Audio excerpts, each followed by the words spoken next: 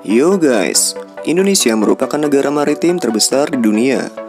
Gugusan kepulauan kita terletak di antara dua benua dan dua samudra, antara benua Asia di utara dan Australia di selatan, antara Samudra Hindia di barat dan Samudra Pasifik di belahan timur. Sebagai negara kepulauan, negara kita memiliki banyak sekali pulau nih guys. Menurut Badan Pusat Statistik atau BPS, pada tahun 2018, Indonesia memiliki 16.056 pulau. Banyak sekali kan guys? Nah, kalian pernah bertanya-tanya nggak sih bagaimana kepulauan kita ini bisa terbentuk? Sejarah kepulauan Indonesia terbentuk melalui proses yang panjang guys. Pembentukan kepulauan Indonesia dapat dijelaskan dari salah satu proses geologis yang terjadi pada saat proses pembentukan alam, yaitu melalui proses endogen dan eksogen. Tenaga endogen adalah proses pembentukan alam yang bersumber dari aktivitas dinamik di dalam bumi. Aktivitas ini dapat menyebabkan adanya deformasi kerak bumi yang mengakibatkan adanya perubahan deformasi di daratan. Nah, gerak endogen ini dapat diketahui dari adanya suatu letusan gunung berapi dan gempa bumi ya. Nah, kalau tenaga eksogen yaitu proses pembentukan alam yang sumbernya dari luar permukaan bumi guys. Tenaga eksogen ini meliputi iklim, hujan, angin, dan perubahan temperatur batuan yang mengalami pelapukan atau mengalami proses geomorfologi. Pada masa Paleozoikum, keadaan geografis kepulauan Indonesia belum terbentuk seperti sekarang ini. Pada masa itu, wilayah kita masih merupakan bagian dari samudra yang sangat luas guys, meliputi hampir seluruh dunia. Ya, karena dahulu hanya ada satu superbenua saja. Pada fase berikutnya, yaitu pada masa akhir masa Mesozoikum, atau sekitar 65 juta tahun yang lalu, kegiatan tektonis menjadi sangat aktif menggerakkan lempeng-lempeng Indo-Australia, Eurasia, dan Pasifik. Inilah yang membentuk kepulauan kita guys.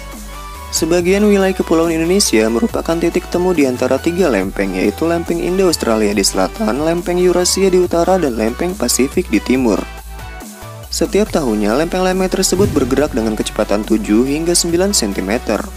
Kalau dihitung dari 65 juta tahun yang lalu, berarti daratan-daratan tersebut sudah bergerak sekitar 4.000 hingga 6.000 km guys.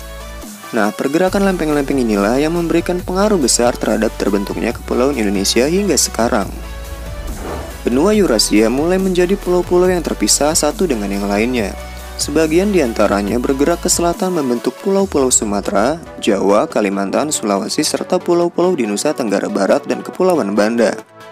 Sama halnya dengan yang terjadi pada benua Australia nih. Sebagian pecahan benua Australia bergerak ke utara membentuk pulau-pulau Timor, Kepulauan Nusa Tenggara Timur, dan sebagian Maluku Tenggara. By the way, kalian pernah nonton film animasi Ice Age? Nah, pada animasi Ice Age berlangsung pada zaman glasial atau pada masa Pleistocene guys.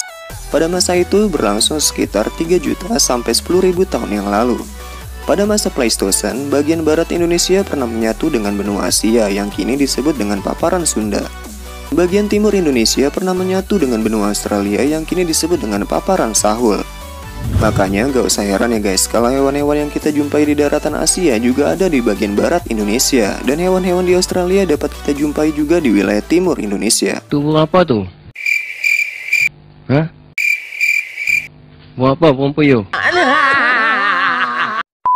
Pada akhir zaman es, kepulauan kita sudah mulai terbentuk hampir sama seperti sekarang guys. Karena saat zaman es, wilayah barat Indonesia seperti Sumatera, Kalimantan, dan Jawa menyatu dengan benua Asia.